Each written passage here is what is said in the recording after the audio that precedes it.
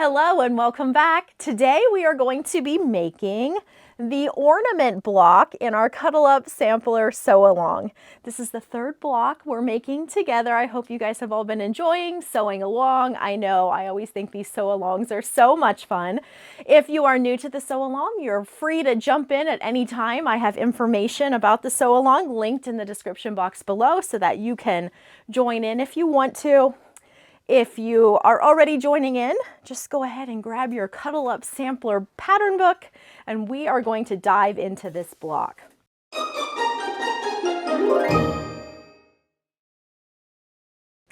I have all of my pieces cut out here. These are the A through AA pieces in your Cuddle Up Sampler book on page 8.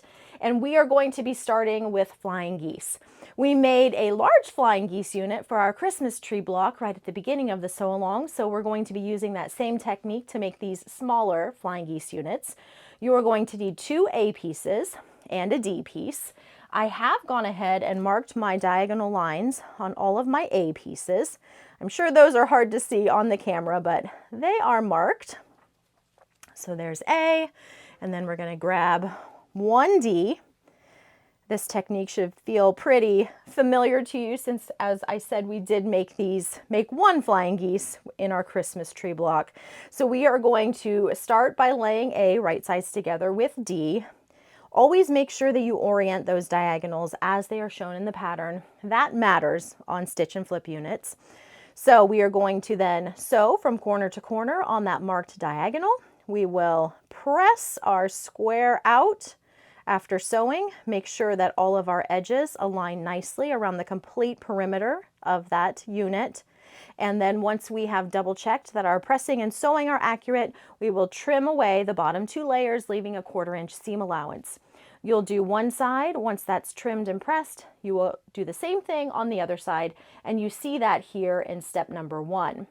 Once you have completed the pressing and the sewing, your flying geese unit is going to measure the same measurement as the D rectangle did prior to sewing the A squares to the sides. And you will see that measurement listed right there in step 1.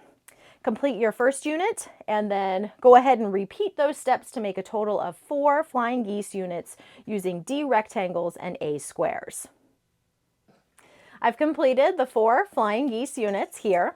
The next step you see in your book is step number 2, where you are sewing your flying geese units along with E squares and B squares, which I have laid out here. We're going to sew these together in horizontal rows. In each row, you are going to press away from the flying geese units. Once you have sewn each row together, you're going to sew together those rows, and those get pressed toward the center. After you have completed your first sawtooth star block, you can see the measurement in step 2 that it will measure. You are going to repeat steps 1 and 2 using red sketch fabric along with the white star fabric, and then the beige pieces here along with green sketch fabric. You see all of those letters listed that you will be using, and you're going to construct in the same manner. So to begin making this white star block, you will grab P rectangles. You're going to pair those with N squares to make your flying geese units. And then for the beige star block, your flying geese units will be comprised of I rectangles and then E squares for your flying geese units. There's E. These are actually the same pieces that you use for this block, so these are E up here as well. And then you will make 2 more sawtooth star blocks measuring the same as this block will be once it's sewn together. I am going to go ahead and complete all of my sawtooth star blocks right now and meet you back here in just a second. Our 3 sawtooth star blocks are completed. We are going to work with just the black star and the beige star right here in steps 4 and 5. So go ahead and set this one off to the side. We want to sew F to the top of this star and G to the bottom. And then for this star, we're going to sew K to the top and L to the bottom. You'll see this happening right here. You can see the illustrations, and we are pressing those seams away from the center. In step 5, you can see the measurement of these completed units. We're now going to add some more stitch and flip corners to all of the corners of these 2 units, and you see this happening here in step 6. So we're going to start by adding T to our top corners. Make sure that you have the smaller rectangle at the top on both of these. We're going to add the T squares to both corners, both top corners, like so. And the same for this star as well. Go. And then you are going to add U to the lower 2 corners. When you're adding U, you're going to do one side at a time, as these are going to end up overlapping. So you can do top 2, and then this bottom corner. And then once you have pressed and trimmed everything, including the bottom corner, then you can go ahead and add your other stitch and flip corner to the other side. This is what these 2 units look like right now. We can set these to the side for just a moment, and we are going to work on the units we are piecing together in steps 8 and 9. So for step 8, you're going to need 2 W rectangles, which are these right here, 2 of these. And then we're also going to need 1 M rectangle, which is this one right here. And we're going to sew them together like this. And then we are also going to use these remaining W pieces. Let's make a little space over here.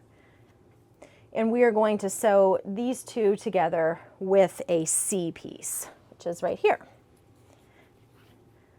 So you're going to sew all of those together.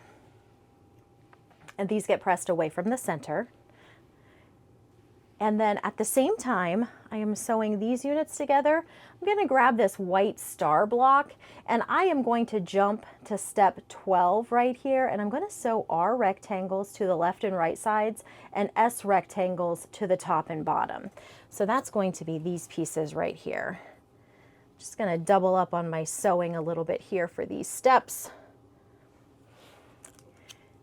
And then these will come on the sides like this.